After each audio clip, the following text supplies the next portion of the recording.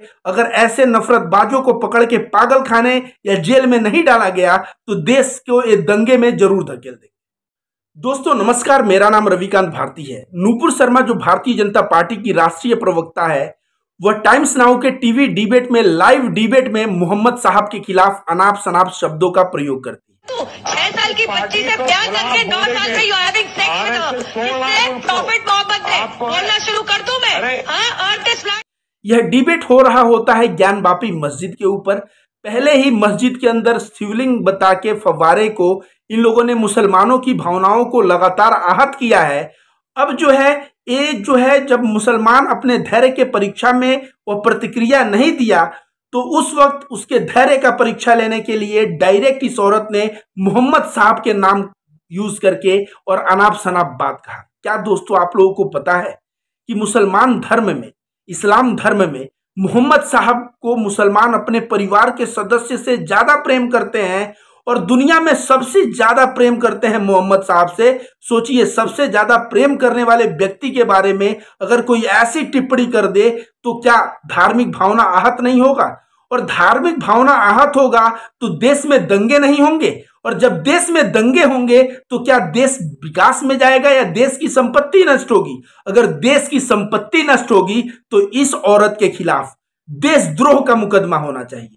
अभी तक मैंने देखा महाराष्ट्र में मुकदमा हुआ, हैदराबाद में मुकदमा हुआ और देश के अन्य विभिन्न हिस्सों में भी इसके ऊपर मुकदमा हुआ, लेकिन वो सारे मुकदमे मैं देख रहा हूं धार्मिक भावना को आहत पहुंचाने के धारा है। इसके ऊपर डायरेक्ट यूएपीए या देशद्रोह का मुकदमा लगाना चाहिए, क्योंकि यह देश में दंगे करवा के देश के संपत्ति और देश के नागरिकों की जान को क्षति पहुंचाना चाहती है। यह औरत पागल हो चुकी है और इसको तुरंत प्रभाव से पुलिस पकड़ के अंदर करे और जेल में रखे या तो पागल खाने में भर्ती करे। खुले समाज में ऐसे भारतीय जनता पार्टी जिसको प्रवक्ता बनाया है उसको एक सुलझा हुआ प्रवक्ता नहीं मिलता है। ऐसे प्रवक्ता को तुरंत प्रभाव से या तो पागल खाने या तो जेल में डालना चाहिए। तो नूपुर शर्मा का जो बयान है मोहम्मद साहब के खिलाफ, इसके ऊपर मैं कहूंगा कि सरकार को, पुलिस को ज्यादा हार्श से हार्श एक्शन लेना चाहिए और इसको पकड़ के तुरंत प्रभाव से अंदर कर देना चाहिए।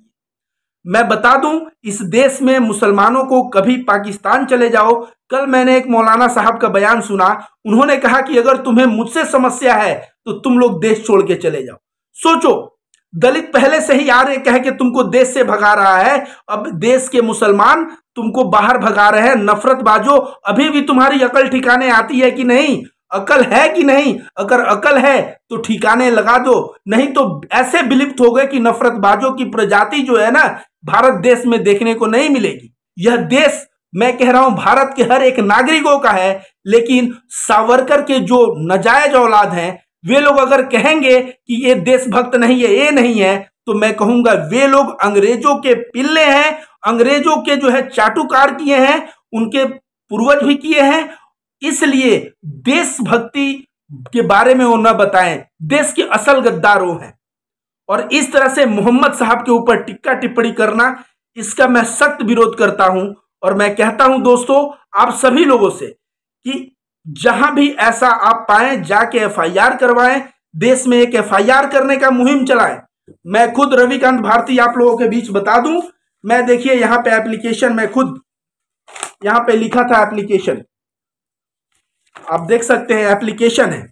मैं भी गया था इसके ऊपर एफआईआर करवाने, मेरे से थाने में एड्रेस वगैरह सब लिया गया, सब कुछ, और अंत में थानेदार ने कह दिया कि आपको एफआईआर कोर्ट से करवाना पड़ेगा। अब देखिए फिर से आपको दिखा दूं, ये रहा मेरा जो है एफआईआर का ये पेपर रहा। वो लोग बोले अपना नीचे एड्रेस दो, देखिए यहाँ पे नंबर वगैरह मैंने सब लिखा हुआ है अपना। उन लोगों ने कहा कि आपको जो है इसका एक वीडियो का ये देना पड़ेगा, तो मैं वीडियो का इसमें ये भी दिया था।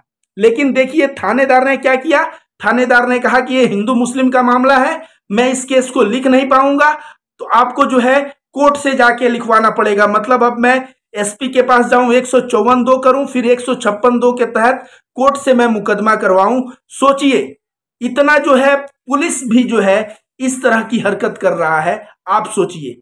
तो मैं कह दूं कि आप जहां भी हैं आप भारत के संविधान के अंदर से इन लोगों के ऊपर एक्शन लेने का जरूर प्रयास करें।